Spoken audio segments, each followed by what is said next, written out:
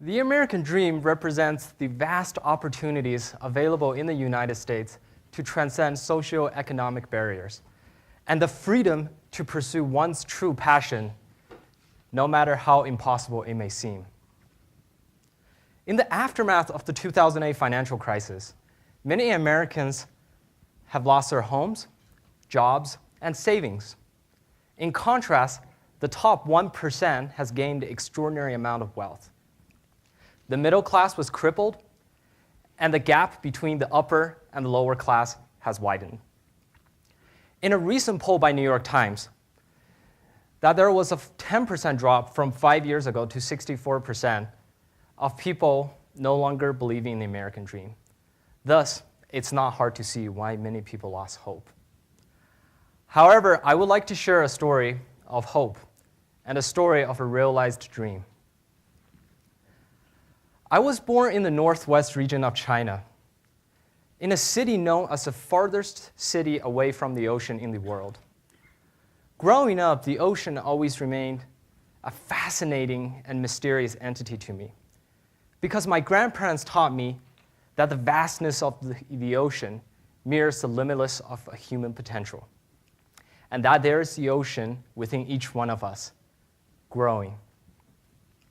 However, it was difficult to ponder on metaphors when you live in a city that's divided by ethnic tensions. In my city, the Chinese is a minority.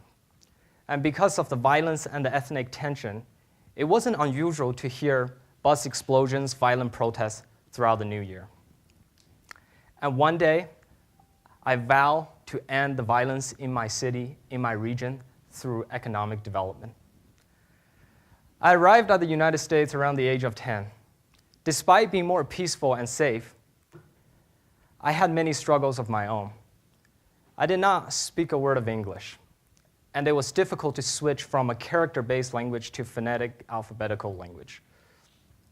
However, through my persistence and with the help of many, I succeeded and was able to enter into BYU. After arriving at BYU, I discovered my passion: high finance, the trade of leveraging capital, and I decided to embark on a journey to New York City, the financial mecca of the world. Upon arriving in Manhattan in 2012, I could feel an immense amount of energy of previous generations that's coursing through the steel frame and the high towering of New York City.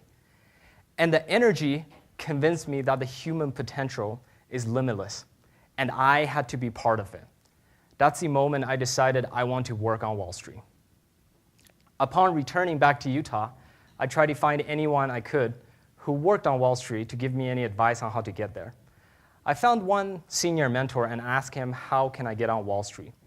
He asked me if I had any connections, and I told him no, I did not know anyone who worked on Wall Street.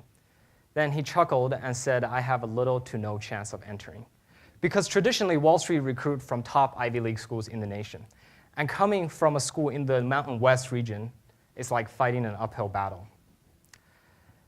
Being disappointed, I did not give up. I refused to believe that there are barriers to the human potential. Afterwards, I learned everything I could about Wall Street. I flew out to New York countless times on my own dime. Despite many rejections and failures, I kept going. I persisted. And finally, I was able to land a job on Wall Street. Many have been saying that the American dream is dead. However, I would like to say that it's far from being dead. That through my own story of a realized dream, that it's still alive and it's still here. We have to work hard, we have to be passionate, and we have to persist.